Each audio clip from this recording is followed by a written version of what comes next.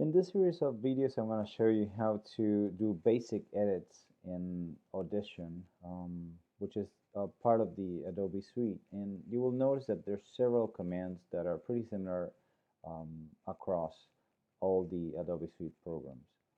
Audition is a very powerful tool that allows you to edit files both in a destructive way and a non-destructive way. Destructive way means that you're going to be altering the original files that you're working on, and non-destructive means that you're going to be applying layers to those files that are not going to destroy the original files. First of all, I wanted to show you how to retrieve your information. So you're going to have basically three um, important windows that you're going to be dealing with. Um, here's your file windows.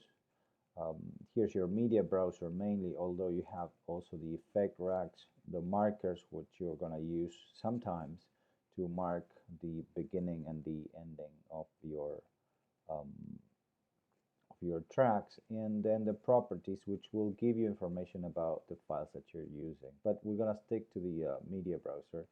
And here you have both the editor window, where you will now see um, the files and display when I bring them to the program, and the mixer, where you're going to see basically a mixer the way you see kind of a console, a Mackie um, in a recording studio. Okay, so in order to find the files, you basically need to know where you put them, right?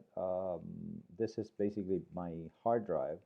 I'm going to click on it, Macintosh. So my user should be Pablo Calvi. And I put all my files on the desktop. And you will see when I display my desktop here, you will have basically the same files here, the same folders here: audio, Avatar, desktop, Stony Brook, documents, test, etc. I'm going to get rid of this one, and you'll notice here that it also disappeared in my file manager. Okay, so I put all my files in audio, so I'm going to click on it, and you will see that these are the three files that I brought from my phone. The interview I did it with my phone. And there's a music bed that I recorded on the field, and then there's also natural sound that I recorded on the field. You'll remember that I asked you every single time that you go out to do an interview, you should record at least 1 solid minute on natural sound. So there's several ways to bring those files.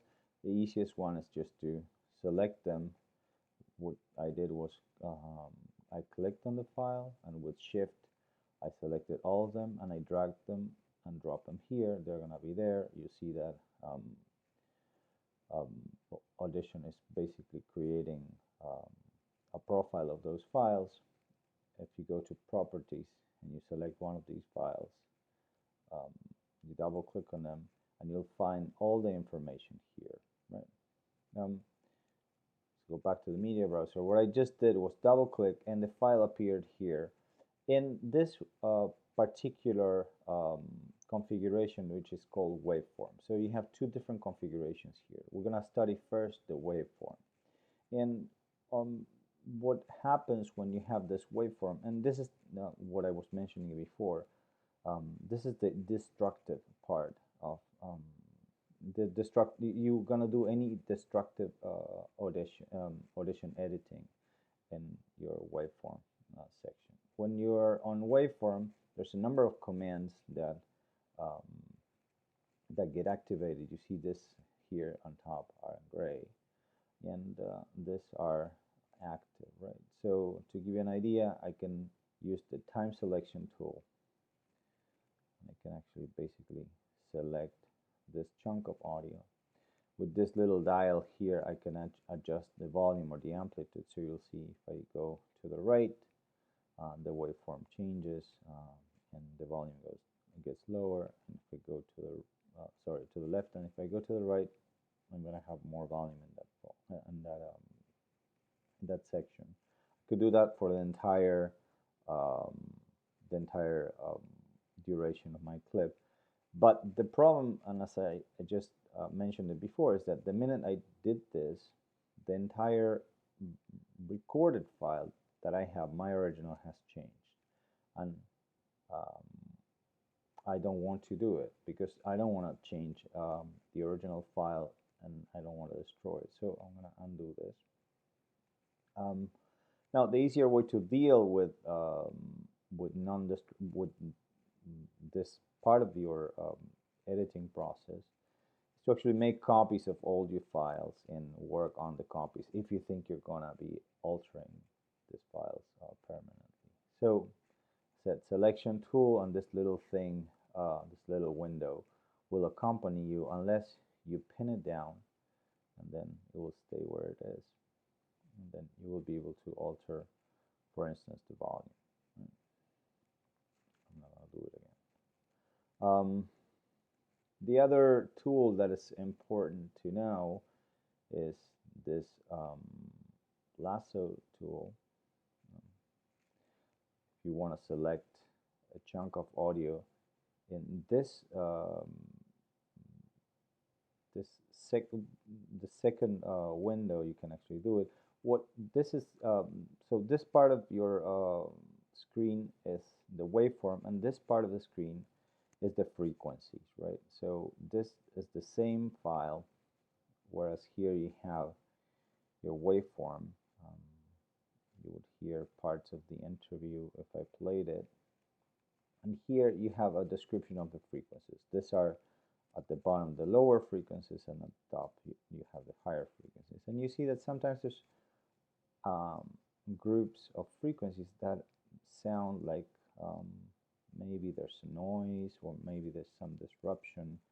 And what you can do in this section of the program, this part of your program, is sometimes delete those frequencies, or modify them, or or or lower their volume, or enhance their volume depending on what you need. There's again the lasso tool. You select this part, for instance, of the this area of your frequency, and you can actually reduce the volume of that frequency or increase it. I'm not going to apply it, so I'm going to undo it. If you click on any other part of this frequency window, you will deselect. There's this paintbrush, and you will have pretty much like in Photoshop, you can reduce the size of your brush, or you can increase the size of your brush, and you see how this brush changed. You can reduce the opacity, which actually basically reduces the type of selection that you make. Like if let's say that I keep it at 50%, you'll see that pretty much I deleted the entire frequency there. If I click on another part, it will deselect. And if I reduce the opacity, let's say to 20%, you'll see that it doesn't delete that intensity that much. Okay. So this is for now the basic applications that we can have in the waveform. I showed you how to retrieve your tracks and how to place them in your editor. Let's say that I double click on music bed. The same thing will happen. You will have the music here with the frequencies and the sound waves. You can actually use this tool here to modify, select parts of one of your tracks and change them. The problem, and this you have to be aware, is that every single change that you make here, you're making it in the original file too.